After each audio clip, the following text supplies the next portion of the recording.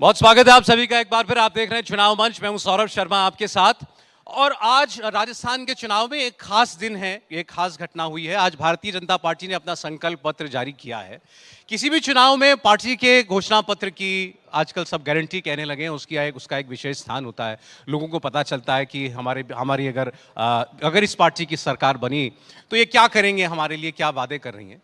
और पिछले 5 साल में जिसकी सरकार रही है उसको उसके काम पर कसने का भी मौका होता है, क्योंकि आजकल डिजिटल युग में कोई भी डॉक्यूमेंट जो है वो कभी ओझल नहीं हो सकता लोगों के मन से, लोगों की आंखों के सामने से। तो पता रहता है 5 साल पहले हमको क्या वादा करके आए थे, हमने इनको वोट दिया था, वो काम इन्होंने किया कि नहीं किया।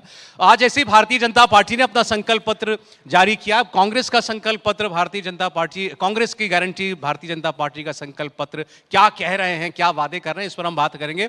मैं चाहूंगा जोरदार तालियों से स्वागत करें। हमारे बीच में है राजस्थान के सांसद और भारतीय जनता पार्टी के प्रदेश अध्यक्ष सीपी जोशी साहब। सर, स्वागत है आपका हमारे मंच पर। आपने चुनाव के बीच में हमारे लिए समय निकाला, इसके लिए विशेष धन्यवाद आपको। बहुत धन्यवाद आपको। पहले तो आपने आज जो वादा किया है एक बार आपकी जुबानी पहुंच जाए राजस्थान की जनता तक तो ज्यादा अंकित होगा उनके मानस पर। देखिए, भारतीय जनता पार्टी का संकल्प पत्र आज माननीय राष्ट्रीय अध्यक्ष जी ने उसका विमोचन किया और पार्टी ने पूरे प्रदेश भर में सारे संगठनों के साथ, आम जनता के साथ, गांव-गांव, ढाणी-ढाणी जाकर लोगों की राय ली।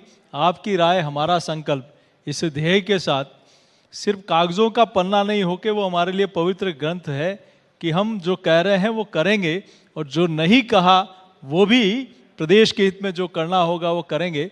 और इसीलिए विश्वास भारतीय जनता पार्टी के ऊपर जनता को है कि भाजपा ने और आदरणीय मोदी जी ने जो कहा वो करके दिखाया, जो असंभव था वो भी संभव करके दिखाया। इसलिए चाहे गरीब हो, चाहे किसान हो, चाहे युवा हो, चाहे महिला हो, चाहे उद्यमी हो, हर वर्ग में इस बात का संतोष है और मन, राजस्थान की जनता ने मन बना लिया है कि हमने भारतीय जनता पार्टी और मोदी जी के साथ जाना है। उसके पीछे कारण है कि 2018 में एक सरकार आई जिसने गारंटी दी थी कि हम 10 दिन में ये करेंगे, वो 5 साल नहीं कर पाए। जो कहा कि हम किसानों का कर्जा माफ करेंगे, हम युवाओं को बेरोजगारी देंगे, हम नारी को सशक्तिकरण देंगे, सुरक्षा देंगे, हम महंगाई को समाप्त करेंगे, कुछ नहीं हो पाया। और राजस्थान का चाहे युवा हो, महिला हो, किसान हो, हर वर्ग त्रस्त है कि जिन्होंने कहकर हमारे साथ धोखा दिया, हमारे साथ ठगी की, हमारी भावनाओं के साथ खेला। आज कल्पना करिए कि जिन किसानों ने कर्जा जमा नहीं कराया, 19,422 किसानों की जमीन नीलाम होने की कगार पे है। कौन जिम्मेदार है?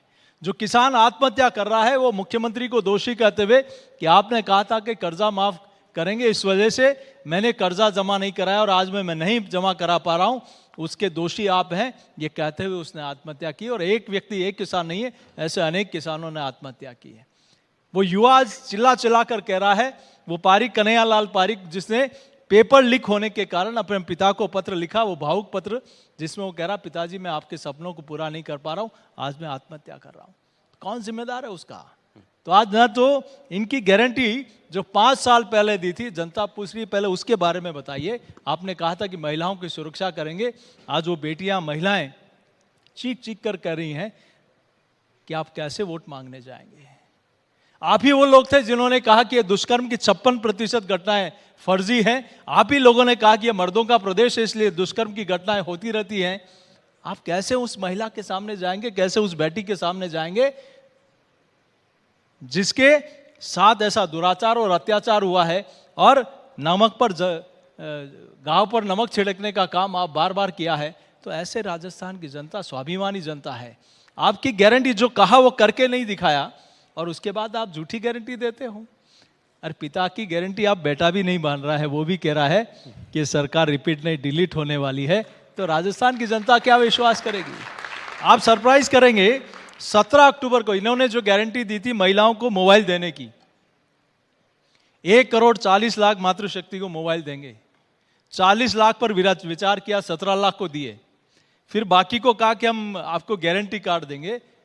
राजस्थान हाईकोर्ट में जोधपुर में इन्होंने हलफनामा दिया, एफिडेविट दिया, लिख कर दिया। कोर्ट ने पूछा कि आप कैसे दोगे, आपका क्या वित्तीय प्रबंधन क्या है? तो इन्होंने वहाँ लिखित में दिया, हम कोई गारंटी कार्ड नहीं देने वाले, हमारी कोई योजना नहीं है।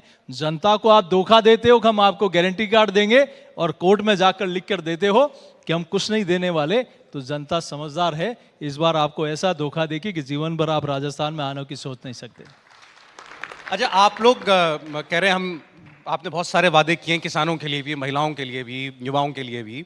कांग्रेस पार्टी ये कहती है कि भाई आप किसी और को देंगे तो क्या, राजस्थान की जनता को क्या देंगे? आपने तो उनका नाम तक चुरा लिया। गारंटी शब्द ये कांग्रेस पार्टी लेकर के आई, वो शब्द चुरा लिया। प्रधानमंत्री ने कहा कि मोदी का नाम गारंटी पूरी होने की गारंटी। अशोक गहलोत कह रहे हैं ये काम कांग्रेस पार्टी का है, गारंटी हम दे रहे हैं, हम पूरा करेंगे। राहुल गांधी लेकर आए थे गारंटी शब्द। आपकी गारंटी बेटा नहीं मान रहा है, आपकी पार्टी के लोग नहीं मान रहे, तो जनता कैसे मानेगी? आपको आपकी पार्टी के विधायक और मंत्रियों ने कहा चोर है, आपकी पार्टी के लोगों ने कहा कि 50% पैसे दिए बिना इस सरकार में काम नहीं होता, आपकी पार्टी के मंत्री और विधायकों ने आपके खिलाफ पैदल मार्च निकाला जयपुर तक कि पेपर लीक में सारे आरोपी है, आपकी पार्टी के विधायकों ने कहा कि ये सारे दुष्कर्मी हैं, अगर नहीं हो तो आप नार्को टेस्ट कराओ। एक भी माइका लाल अभी तक नहीं आया कि मेरा नार्को टेस्ट करा लो, और वो मंत्री ने रिजाइन करके दूसरी पार्टी से लड़ रहे हैं। आपकी पार्टी ने कहा कि आपके सारे काले कारनामे लाल डायरी में है। इन्हीं के पार्टी के कई विधायकों ने पत्र लिखे, एक नहीं कई पत्र लिखे, और फिर तो लिखते लिखते उनको उल्टा पत्र लिखना पड़ा कि अब तो सुन लो, और सारे भ्रष्टाचार के काले कारनामे हैं। तो जिस सरकार पर इनके कुनबे के लोगों का विश्वास नहीं हो, इनके विधायक और मंत्रियों का विश्वास नहीं हो, इनके विधायक और मंत्रियों ने स्पष्ट कहा कि जिन मुद्दों के आधार पर हम चुन के आए, हम उन पर खरा नहीं उतर पाए, नहीं कर पाए, हम किस मुंह से जनता के बीच में जाएंगे? तो क्या जवाब देगी कांग्रेस पार्टी और मुख्यमंत्री जनता के बीच में? देखिए, मुख्यमंत्री तो सब जगह ये कह रहे हैं कि जनता ने मन बना लिया है और सरकार रिपीट हो रही है। सच्चा है, जनता ने मन बना लिया है। आपने पूरी बात नहीं सुनी। उन्होंने कहा कांग्रेस जाएगी और भाजपा आएगी, ये मन बना लिया जनता। वो कह रहे हैं कि सरकार रिपीट होगी, क्योंकि 30 साल में नहीं हुआ, सब जानते हैं। ये एक परंपरा सी बन गई राजस्थान में, हर 5 साल में सरकार बदलती है। राहुल गांधी आज आए जब जयपुर में, एक इंटरेस्टिंग तस्वीर देखने को मिली। वहां पर अशोक गहलोत साहब, सचिन पायलट साहब दोनों थे। इधर से किसी ने सवाल पूछ लिया, अरे आप तो आज सब लोग साथ में दिखाई दे रहे हैं, क्या बात है? तो वो माइक पर आए, उन्होंने कहा कि साथ दिखाई नहीं दे रहे, साथ हैं। और उन्होंने कहा आगे हम स्वीप कर रहे हैं राजस्थान। अब ये बड़ा दावा है, स्वीप करना, केवल रिपीट नहीं बल्कि रिपीट विथ स्वीप। देखिए, शायद गहलोत साहब वो दिन भूल गए होंगे जब उन्होंने कहा कि ये नालायक है, निकम्मा है, और वो दिन भी भूल गए होंगे कि इन्होंने युवाओं का भविष्य बर्बाद किया, ये भ्रष्टाचारी हैं, और जयपुर तक मार्च निकाला। तो यह दिखाने को है, लेकिन मैं ये ज़रूर कह सकता हूँ कि राजस्थान की जनता ये सब बहुत तरीके से देख रही है। अब इनके किसी डोंग में, इनकी किसी बात में आने वाली नहीं है, क्योंकि इन्होंने 5 साल तक सिर्फ कुर्सी बचाने के अलावा और भ्रष्टाचार करने के अलावा कोई काम नहीं किया। राजस्थान के विकास को अवरुद्ध कर दिया, राजस्थान की मर्यादाओं को तार तार कर दिया। जो है गौरवशाली राजस्थान का इतिहास है, मीरा पद्मावती, कालीबाई, एक गौरवशाली इतिहास राजस्थान का। वहां रोज उठा के देखोगे, आज 4 साल की बच्ची के साथ दुष्कर्म हो गया, आज एम्बुलेंस में दुष्कर्म हो गया, आईसीयू में दुष्कर्म हो गया, स्कूल में जाती बच्ची के साथ ऐसा हो गया, किसी पति के सामने पत्नी का दुष्कर्म हो गया, और पुलिस उसको दबाने का, आपको आश्चर्य होगा, एफआईआर लॉन्च करने की जगह पीड़िता को न्याय दिलाने की जगह और उसकी प्रताड़ना दी जाती है। तुम कंप्रोमाइज कर लो, ले दे के इस मामले को निपटा लो। क्या ये तरीका है? क्या होना ये चाहिए कि ऐसे भेड़ियों को सख्त से सख्त सजा मिले, ताकि भविष्य में कोई भी माँ बहन के सामने ऐसी गलत नजर से देख नहीं सके। ये होना चाहिए सरकार का कदम। बल्कि सरकार के मुखिया ये कहते हैं कि मामले फर्जी हैं। क्या संदेश देना चाहते हैं? पॉलिटिकल बात पहले करते हैं। जोशी साहब, आपने अभी कहा कि 5 साल तक ये सरकार बचाने में ही लगे रहे। ये बात तो ठीक है किसी हद तक, लेकिन ये भी तो ठीक है ना कि ये कुर्सी बचा रहे थे तो कुर्सी को हिला तो आप ही रहे थे ना, खतरा तो आप ही लोगों से हो रहा था। सचिन पायलट का प्रकरण हो, उसके बाद जयपुर में जो कुछ हुआ हमने देखा, जिसमें अशोक गहलोत साहब लगभग बागी हो गए, उसमें कहीं ना कहीं भूमिका में पीछे आप ही लोग खड़े थे। हम लोग कहीं नहीं थे, इनका गढ़ टूटा हुआ था, इनके लोगों का आपस में विश्वास नहीं था। आप देखिए कि पहली सरकार है जो अपने जिन एजेंसियों का उपयोग भ्रष्टाचार को रोकने के लिए, अपराध को रोकने के लिए होना चाहिए, वो एजेंसियां अपने ही विधायक और मंत्रियों के जासूसी करने में लगी रही 5 साल कि ये कहाँ जा रहा है, ये किससे मिल रहा है, ये किससे बात कर रहा है। इसका मतलब जब कुनबे के लोगों को एक दूसरे, परिवार के लोगों को एक दूसरे पर विश्वास नहीं, तो उनके ऊपर जनता, राजस्थान की जनता कैसे विश्वास कर लेगी, ये बताइए आप। नहीं, वो तो सचिन पायलट तो अपने समर्थक विधायकों को लेकर गए तो माने सर ना, बीजेपी शासित जहां राज्य भी में गए हों, लेकिन इनके प्रति अविश्वास था। हमने नहीं कहा, वो इनके खिलाफ गए थे, हमने किसी को नहीं बुलाया।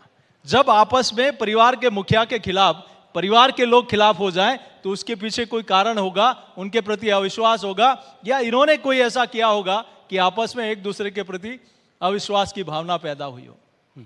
लेकिन अशोक गहलोत ने तो कहा कि वसुंधरा राजे की वजह से मेरी सरकार बची। वो गहलोत साहब कुछ भी कह सकते हैं। उनके अब कहने पर राजस्थान की जनता विश्वास नहीं करती। अच्छा, आज तो बता दीजिए कि वो जो 2020 वाला प्रकरण था वो था क्या? सचिन पायलट से भी हम लोगों ने पूछा, वो भी आजकल कहते हैं कि बात पुरानी हो गई। लेकिन उस वक्त ये सही था कि वो अपने 30 विधायक लेकर मानेसर में बैठे हुए थे, इधर जयपुर में अशोक गहलोत अपने विधायकों को लेकर बैठे हुए थे। आपकी गिनती पूरी नहीं हो पा रही थी क्या? कोशिश तो कर रहे थे सरकार बनाने की। नहीं, हमारी गिनती तो पूरी है, अभी भी जैसी थी वैसी है। लेकिन आप ये देखिए कि जिस कोविड पैंडेमिक में राजस्थान की जनता को सरकार और कांग्रेस के लोगों, पार्टी में सत्ता में बैठे लोगों का साथ चाहिए था, उस संकट में 5 स्टार होटलों में बैठे हो। इसका मतलब जो साथ है उन पर भी विश्वास नहीं है आपको। आप इस पैंडेमिक में अगर भारतीय जनता पार्टी के कार्यकर्ता सड़क से लेकर हॉस्पिटल तक अपनी जान हथेली पर लगकर कोई अगर वहां जनता की सेवा में लगे हुए थे, वो सिर्फ और सिर्फ भारतीय जनता पार्टी के लोग लगे हुए थे। जिम्मेदारी थी सरकार की, लेकिन ऐसे समय में अपने घर की लड़ाई में सरकार सारी चीजें भूल गई, जनता का दुख दर्द भूल गई और 7 स्टार होटल में आराम कर रहे थे। क्या आपकी जिम्मेदारी नहीं बनती कि इस संकट के समय जनता के साथ खड़ा रहने की? क्या आपकी जिम्मेदारी नहीं बनती कि जो भूखा है उसको कुछ खाना खिलाने की? ये अन्नपूर्णा योजना भ्रष्टाचार की अभी अंतिम दिनों में लेके आए ये नरेंद्र मोदी से, जिन्होंने कहा किसी घर में चूल्हा जलेगा और ये उसका अनाज हो वो भारत सरकार देगी। संकट का समय तो वो होता है जब जनता के साथ कोई खड़ा होता है। आपको अगर वो योजना शुरू करनी थी तो उस समय करनी थी, चुनाव के अंतिम समय में नहीं करते। आपको अगर जनता के प्रति संवेदनशीलता थी तो शायद पहले दिन से काम करना शुरू होता। ये नरेंद्र मोदी जी है जो प्रधानमंत्री की कुर्सी पर बैठते ही ये संकल्प लिया कि हर गरीब का पक्का मकान बनेगा, हर घर में शौचालय बनेगा, हर घर में उज्ज्वला का कनेक्शन होगा, हर गरीब के घर में बिजली का कनेक्शन पहुंचेगा। आजादी के इतने वर्षों के बाद क्या इन योजनाओं को 70 सालों का इंतजार करना पड़ा? आप कहते हो कि मैं कांग्रेस का हाथ गरीब के साथ, सिर्फ नारे और वादे दिए 70 साल में, अगर काम अगर किसी ने गरीब के लिए किया तो उस व्यक्ति का नाम है नरेंद्र भाई मोदी। आप कह रहे हो कि कांग्रेस पार्टी ने राजस्थान की सरकार के लिए काम नहीं किया, अशोक गहलोत उनके साथ खड़े नहीं हुए। वो तो ये कह सकते ना कि मुझे तो दिल्ली बुला रहे थे प्रदेश कांग्रेस पार्टी का अध्यक्ष बनाने के लिए, मैं नहीं गया, मैं तो यहाँ जनता या राजस्थान की जनता के लिए काम कर रहा था। ये सही बात है कि राहुल गांधी जी ने कहा कि 10 दिन तक 10 की गिनती गिनूंगा और कर्जा माफ हो जाएगा, नहीं तो मैं 10 मिनट में मुख्यमंत्री हटा दूंगा। 3 साल बाद, 2.5 साल बाद उनके कहने के बाद कहते हैं कि भैया तुम कौन हो मुझे हटाने वाला है, तुम्हारी भी व्यवस्था मैं करता हूँ, यहाँ से तुम्हारी भी पार्टी मैं चलाता हूँ देश की। तो ये आंखें दिखाने लग गए हाईकमान को। जो अपने हाईकमान के नहीं हुए वो राजस्थान की जनता के क्या होंगे?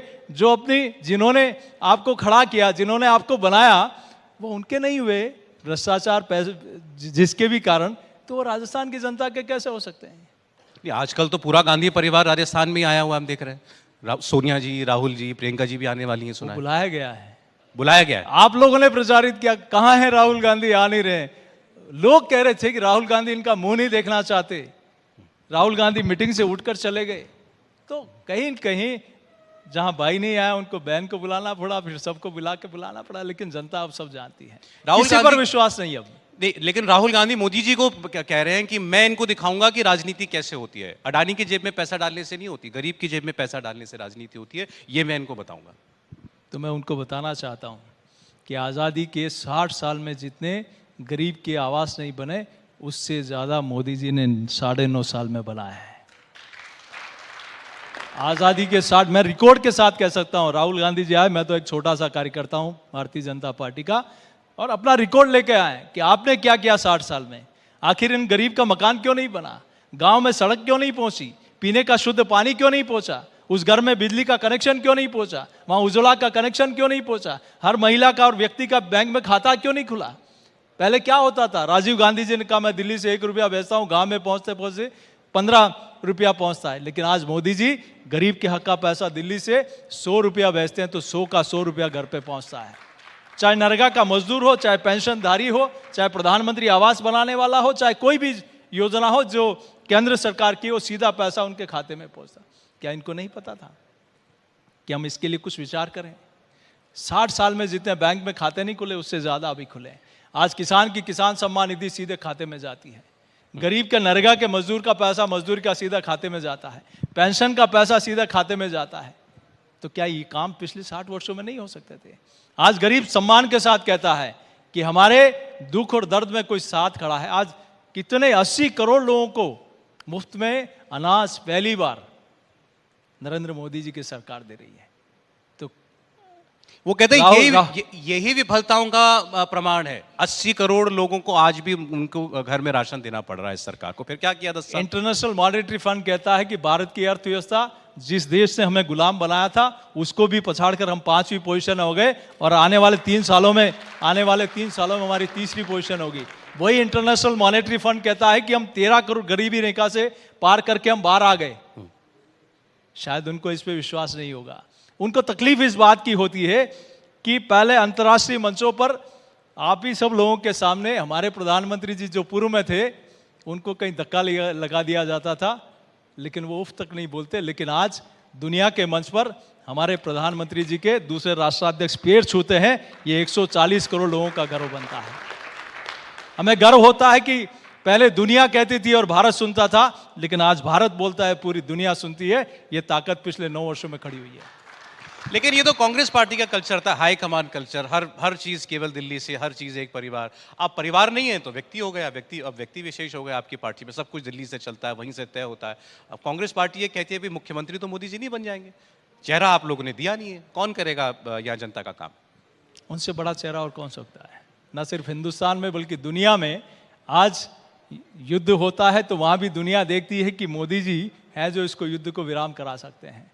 आज इस कल्पना कर सकते हैं कि हम कि उन 2 देशों में युद्ध होता है और देश के प्रधानमंत्री फोन करते हैं और तिरंगा लगी हुई गाड़ियां सुरक्षित हिंदुस्तान लौटकर हमारे 20,000 भाई बहन आ जाते हैं।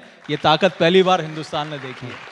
ये पहली बार हिंदुस्तान ने ताकत देखी है कि दुनिया के ताकतवर मुल्कों के राष्ट्राध्यक्ष कहते हैं कि prime minister Modi is Bose. ये कोई सामान्य बात नहीं है, ये सम्मान देश के 140 करोड़ लोगों को पहली बार मिल रहा है। नहीं, लेकिन यहाँ तो मुख्यमंत्री बनेगा ना कोई, तो वो कांग्रेस पार्टी पूछ रही है, बताइए कौन है चेहरा आपका? गहलोत साहब दिख रहे हैं सामने, भाजपा से कोई नजर? कांग्रेस की तरह नहीं होगा कि आपने चेहरा किसका बताया और फिर पीछे से बना किसको दिया। यहां पार्लियामेंट्री बोर्ड निर्णय करता है और सभी विधायकों की राय के आधार पर करता है, और वही निर्णय पार्टी करेगी। अच्छा, गहलोत साहब ने एक और इंटरेस्टिंग स्टेटमेंट दिया था। उन्होंने ये भी कहा कि मैं तो ये मुख्यमंत्री का पद छोड़ना चाहता हूं, पद मुझे नहीं छोड़ रहा है। जब पूछा कि भाई 5 साल में सरकार हट जाती है, उन्होंने कहा पद मुझे नहीं छोड़ रहा है, मैं तो छोड़ दूं। जनता छुड़ा देगी और वो तैयार बैठी है। इनकी हमेशा की विदाई के लिए जनता तैयार बैठी है। अच्छा, बहुत से लोग मानते हैं कि जैसे आपने भी जिक्र किया कि आखिरी के इस 1 साल में गहलोत साहब ने मेहनत तो खूब की, कम से कम दिखा, मतलब बात उसकी चर्चा खूब हुई। महंगाई के लिए उन्होंने राहत के कैंप लगाए, 500 रुपए का सिलेंडर कर दिया।